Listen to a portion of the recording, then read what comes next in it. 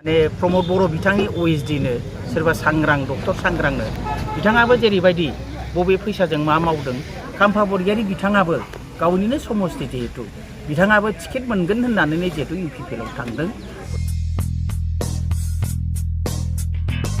इन्ट्र भिडिअ'आव जायखौ नुदों बियो खुब इम्पर्टेन्ट।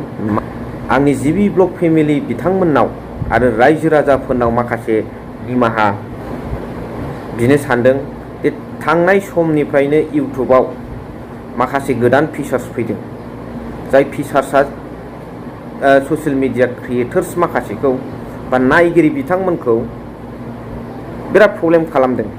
बेयो जाहैबाय मा, अट' डाब भिडिअ'खौ आपल'ड होनाय लोगो लोगो गुबुन एनादार लेंगुवेजावहाय भिडिअ'आ ट्रेन्सलेट जाहैयो।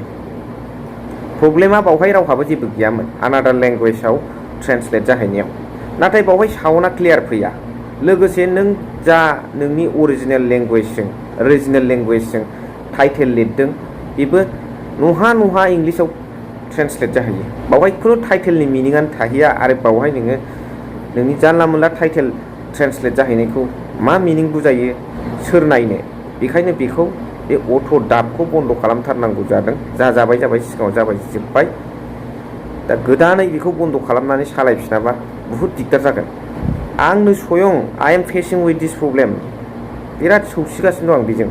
दा बेनिनो आङो बेखौ मोरै नायो, जाबाय सिगांनि भिडिअ'आव जाबोबाय, दा बेखौ बोरै नायो बिनि माखासे टेकनिक्स आङो खोन्थालांनो नागिरदों। बेखौ नोंथांमोना नायनानै लाबानो जाबाय। बेनिफ्राय जुदि बिदि अट' डाब जाबायबायनाय भिडिअ' दंब्ला बेखौ नायोब्ला नैबे आं खोन्थानो नागिरनाय सेटिंसआव लांनानै नायबानो जाबाय। बेवहाय प्रब्लेमा जाहैबाय, बेखौ जोङो प्ले खालामोब्ला बिनि साउन्डआ क्लियार जाया, बे अट'मेटिक एनादार लेंगुवेजाव बियो ट्रेन्सलेट जाहैयो। एनादार लेंगुवेजाव ट्रेन्सलेट जाहैनायाव जोंहा जेबो प्रब्लेम जाया, नाथाय बिनि साउन्डखौबो क्लियारै खोनाया। दा बेखौ नायनोब्ला जोङो बिनि साउन्डखौ मोजाङै खोनानोब्ला जोङो नैबे डिसप्लेनि नैबे जेनाखि भिडिअ नायनाय बेनि सेटिंसआव जोङो थुदो। बेनि उनाव नैबे गाहायाव अडिअ ट्रेक इंलिश इउनाइटेड स्टेट्स दङ, बेवहाय क्लिक खालामदो। नैबे इन्ड'नेसियान अरिजिनेलाव थुदो, बेनिफ्राय बेखौ प्ले होदो। दा बे प्ले होयोबा दा बिदि खोनाबाय। रायजो राजाफोर, मानगोनां जिबि ब्लग फेमिलि नोंथांमोन, दा बेवहाय खुनु प्रब्लेम गैयामोन। नाथाय जे टाइटेला जायफोर नायो बियो बिदि खालामनानै नायनो हायो। नाथाय प्रब्लेमा जाहैबाय टाइटेला नों जाखिनि नोंनि बर' लेंगुवेजजों लिरदोंमोन बियो डाइरेक्ट इंलिसाव ट्रेन्सलेट जाहैयो। बेलाय नैबेखौ नुबाय नोंथांमोना, बेखौ फरायबानो जाबाय। आरो बेल' नङा, नैबे मोनसे भिडिअ दंबावो, नैबे अमर सिं सारनि भिडिअ। बियो बे अमर सिं सारनि भिडिअ होनायावबो नैबे टाइटेला CM 81 गामि बिदि फैदों आरो आं बेखौ बर'निसो लिरदोंमोन, डाइरेक्ट इंलिसाव बियो ट्रेन्सलेट जादों। नाथाय बिनि अडिअ'आ क्लियारै खोनादों सारनि अडिअ'खौ। दा बेवहाय बिराद प्रब्लेम, भिउसनि प्रब्लेम फैयो। बेनिखायनो बेखौ जोङो जायनाखि बे अट' डाब बेखौ जोङो अफ खालामनानै लानांगौ गावबागाव मबाइलाव, नङाबा दिगदार जायो।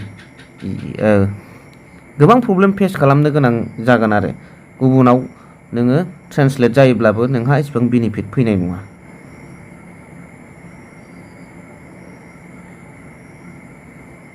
नाथाय नोंनि टाइटेलानो जुदि जानला मोनला लिरनायबा बेखौ रावबो नायनाय नङा। आरो जोङो एसेबां गिदिर ससियेल मिडिया क्रिएटर नङा, बेखौ गोसोआव लानाया मोजां। जों गुबुन जायगायाव एसेबां फेमास जानो हालायनाय, सोरजोंबा गुबुन जायगानि फरेन कान्ट्रिजों एक्सेप्ट खालामजानाय। दा बेखायनो जोंनि रायजो राजायासो जोंखौ अनसायो, जोंखौ नायो नालाय लकेल लेंगुवेजावनो जों बानायो आरो बिदिनो टाइटेलाबो जानांगौखौ जों लुबैयो। बेनिखायनो बे अपसनखौ, बे अट' डाबिंखौ जोङो बन्द' खालामथारनांगौ जायो गावबागाव मबाइलाव। जानो हागौ आंल' नङा, बे प्रब्लेमजों गोबां इउटुबार्स बिथांमोनानो मोगा मोगि जानांदों। दा बेखायनो बेखौ बोरैहाय बन्द' खालामो, जानानै थांबाय नाथाय इयुनाव जाहाथे बिदि दाजाथों बेखौ बोरै बन्द खालामो आङो बेनि ट्रिक्सखौ होनो थांगासिनो दं। I am going to show the tricks on the screen. Let's see. So गिबियावनो फार्स्ट अफ अल क्रोम ब्राउजाराव लांदो। क्रोम ब्राउजाराव लांखांनायनि उनाव वाइट स्टुडिय'खौ अपेन खालामदो। अपेन खालामखांनायनि उनाव नैबे गोजौआव 3 डट्स राइट साइड कर्नाराव बाव क्लिक होदो। बेनिफ्राय नोंनि मबाइलखौ नायदो डेस्कटप मडआव दंना गैया। डेस्कटप साइडआव होदो, गैयाब्ला डेस्कटप साइडआव होनाय लोगो लोगो बियो कम्पिउटार एबा लेपटप बादि पजिसनाव फैगोन। दा बेनि उनाव आफ्टार डेट नोङो नैबे गाहायनि लेफ्ट साइडनि गाहायथाराव नैबे सेटिं दङ, बेयाव क्लिक होदो। बे क्लिक फैखांनायनि उनाव नैबे सेटिंनि गाहायाव चेनेलनि गाहायाव आपल'ड डिफल्ट्स बाव क्लिक होदो।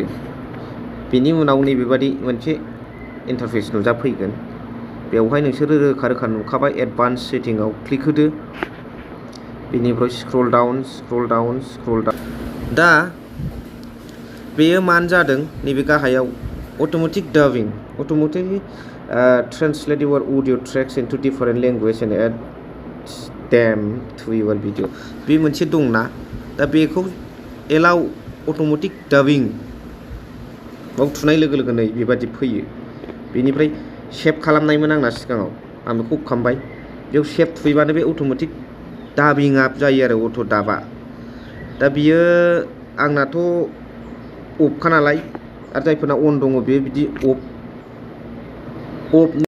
बिदि क्लिक बेखौ होननांला आरो बेखौ क्लिक नङै होदो नोंथांमोना। बेनिफ्राय नैबे सेभआव जुदि बे एलाउबानो सेभआ बिदि ओंखारखागोन। दा बेखौ क्लिकखौ होनो नांला, ओंखायनो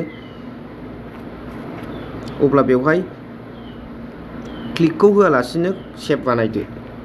दा अब्लानो बे बुस्थुआ फैला आरो बेखौ आङो नोंथांमोननो खोन्थानाय जाबाय। दा भिडिअ'आ गोलावद्राय जाहैसिगोन रायजो राजाफोर।